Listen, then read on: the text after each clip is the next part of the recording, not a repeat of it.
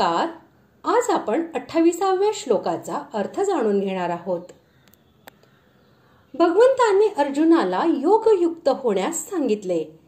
आता योगयुक्त पुरुषाचा महिमा आणि या अध्यायात वर्णन केलेले रहस्य समजून घेऊन त्याप्रमाणे साधन करण्याचे फल सांगत या अध्यायाचा उपसंहार भगवंत करीत आहेत. श्लोक 28. वेदेषु यज्ञेषु तपस्सु चैव दानेषु यत् पुण्यफलं प्रदिष्टम् अत्येति तत्सर्वमिदं विदित्वा योगी परं स्थानमुपैति चाद्यम्.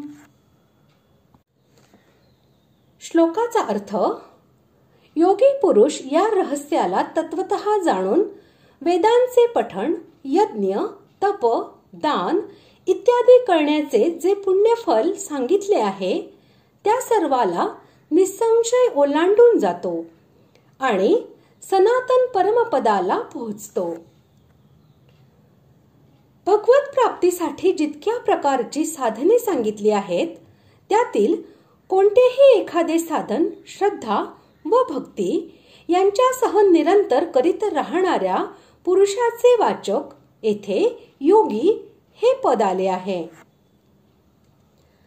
या अध्यायामध्ये वर्णन केलेल्या सर्व उपदेशाचे वाचक येथे इदम हे पद आहे आणि यामध्ये दिलेली शिकवण अर्थात सगुण निर्गुण तसेच साकार निराकार याच्या स्वरूपाची उपासना, भगवंतांचे गुण, प्रभाव आणि महात्म्य व कोणत्या प्रकारचे साधन केल्याने मनुष्य परमात्म्याला प्राप्त करून घेऊ शकतो, कुठे गेल्यावर मनुष्याला परत यावे लागते आणि कुठे पोहोचल्यावर पुनर्जन्म होत नाही इत्यादी ज्या गोष्टी या अध्यायात सांगितल्या आहेत त्या सर्व चांगल्या प्रकारे समजून घेणे म्हणजेच ते तत्वतः जाणणे होय.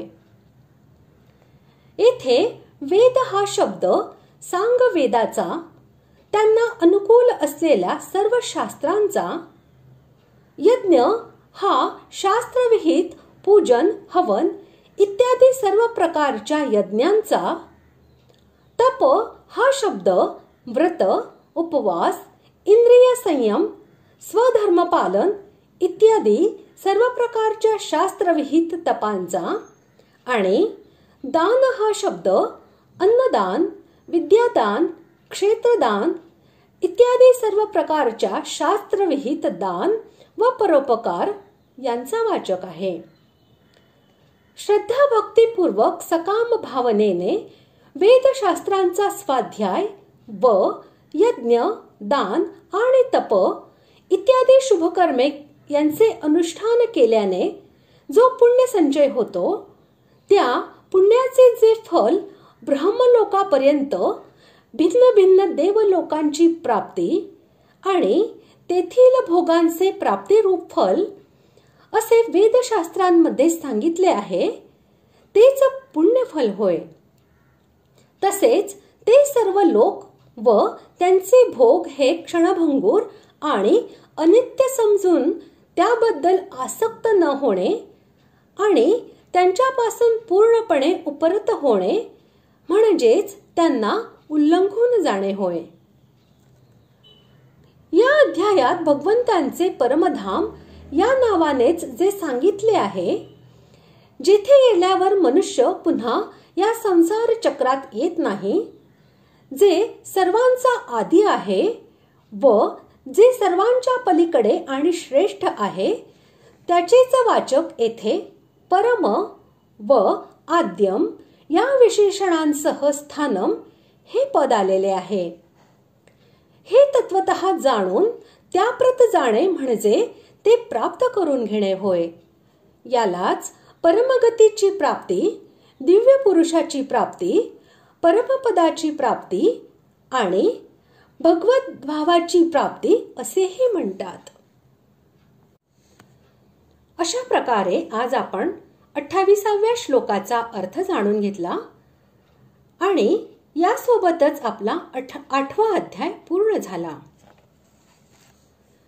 ओम तत्सदिति श्रीमद्भगवद्गीतासु उपनिषत्सु ब्रह्मविद्यायां योगशास्त्रे श्रीकृष्णार्जुनसंवादे अक्षरब्रह्मयोगो नाम अष्टमोऽध्यायः।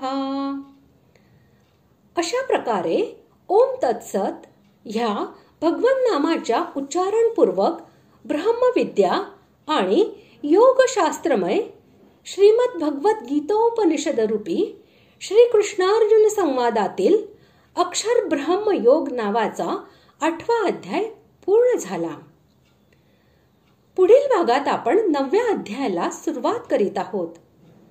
धन्यवाद।